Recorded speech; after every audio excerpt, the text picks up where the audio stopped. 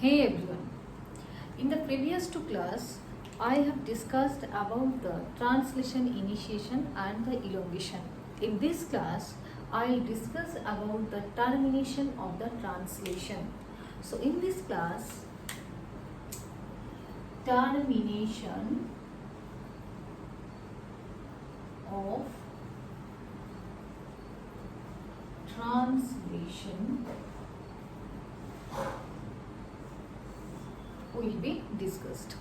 In this process, the two sequence of incident included.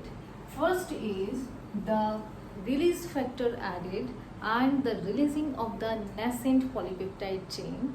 First, the releasing of nascent polypeptide chain.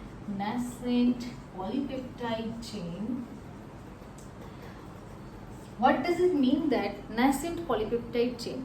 This polypeptide chain actually synthesized by the whole process of elongation.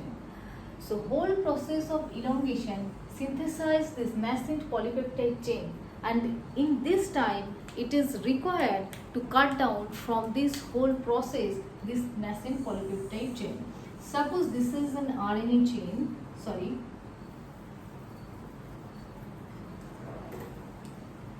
Suppose this is an RNA chain, here to ribosome and unit is added, and here the tRNA with nascent polypeptide chain, and here is also, this is a nascent polypeptide chain. So termination included first incident, that is cut down of this polypeptide chain from the tRNA. So this is happened in the previous class. I would say that this cut down was happened by the peptidyl transferase enzyme. So first, applying the release factor 1 and release factor 2 to this ribosomal subunit. So applying of the release factor 1 and release factor 2 to this ribosomal subunit for activation of the peptidyl transferase activity. So adding of the release factor 1 and release factor 2, it is needed for activation of peptidyl transferase activity.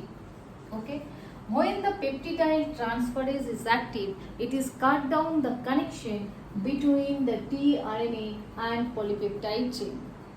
So it releases this polypeptide chain or so-called protein. After that, the protein modification will be happened by the chaperone. So it is a different topic. So come to this topic. So activation of the peptidyl transferase is cutting down the nascent polypeptide chain from the tRNA. Now come to the release factor 1 and release factor 2. Little bit we have to know about the release factor 1 and release factor 2. So the amino acid sequence, that is glycine and that is GGQ. This sequence is needed for binding of the release factor 1 and release factor 2 to the ribosome. Okay? So release factor 1 coded the codon UAA and UAG, and release factor 2 coded the UAA and UGA. Okay? So the two release factor in there, that is the release factor 1 and release factor 2. Release factor 1 coded the stop codon UAA and UAG, and release factor 2 coded the UAA and UGA. So when this release factor actually acknowledged about this stop codon, and they form the sequence binding with the GGQ. Okay, so the ribosomal unit is conformational changes, and it activates the peptidyl transferase activity. So when the peptidyl transferase is active, It is cut down the nascent polypeptide chain from the tRNA. This is the first event. After that, the release factor 3 is coming on. Okay, release factor 3 is on the game. Release factor 3, its work is actually the cutting down, its work is actually the releases these two factors and also itself. When the release factor 3 binds to this ribosomal subunit, it gets the conformational changes, and so that this release factor 1 and 2 will release from this ribosomal unit, and also the release factor 3 is also releases from this subunit. And the second event, this is the first event, and the second event, that is when this nascent polypeptide chain is cut down and it is releases. But there is an uncharged tRNA. Okay, there is an uncharged tRNA. The translocation is happening. This tRNA is here and this tRNA is here. So this tRNA is actually releases from them. Okay, so I wiped out one tRNA. Okay, so there is a ribosomal subunit and one tRNA. In the normal case, the cell has the highly ATP used. So cell actually wanted to reuse this ribosome and the tRNA. In the later class, I will discuss about the oval hypothesis. This hypothesis is actually related to the tRNA, actually the less tRNA comparable to the codon. Okay, that is the oval hypothesis, codon and anticodon relation. So the cell wanted to reuse this ribosome and the tRNA. How this is happening? Here the factor is coming, that is the EFG. EFG. It is GTP dependent. Whole of the translation process is related to the GTP dependent, except the amino acylation of the tRNA. So EFG, it is actually the mimicking the shape of tRNA of the A site. This is A site, this is P site, this is E site. If we want it, if we want that tRNA will release, then we have to translocate this tRNA from the P site to E site. And this work actually done by the EFG.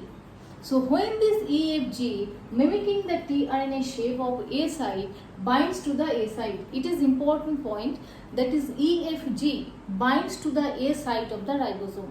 When it binds to the A site of the ribosome, the mRNA chain moves and the tRNA release from the P site and binds to the E site, and after that it is exit from this ribosome. When the GTP binds to the EFG, it hydrolyzes the GTP and it gets the GTP and energy. This one energy will releases the two ribosome from this polypeptide, from this mRNA. So what is the incident? First the release factor 1 and release factor 2 binds to the ribosome. Okay, and it is binding of these two factors actually activate the peptidase transferase activity, which cuts down the nascent polypeptide chain from the P site tRNA. Okay, and after that EFG comes in and binds to the A site of the ribosome, which actually mimicking the tRNA shape of A site, and that's why the mRNA moves and translocation of the tRNA happens, so that the P site tRNA translocate to the E site and its exit. And also after the GTP hydrolyzation, the EFG is also released from the mRNA chain, and this hydrolyzation causes the two ribosomal subunit releases from this mRNA chain, and after that this EFG and this tRNA and also these two subunit is also reused after the again and again for the translation procedure. So that's all about the translation procedure. In the next video I will discuss about the genetic code, genome and the tRNA oval hypothesis. So thank you for watching.